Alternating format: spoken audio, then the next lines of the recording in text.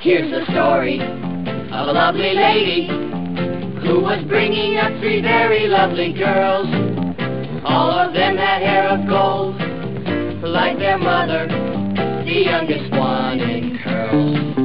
It's the story of a man named Brady who was busy with 3 boys of his own.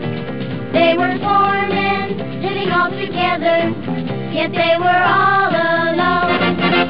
Till the one day when the lady met this fellow, and they knew that it was much more than a hunt, that this group must somehow form a family. That's the way we all became the Brady Bunch, the Brady Bunch, the Brady Bunch. That's the way we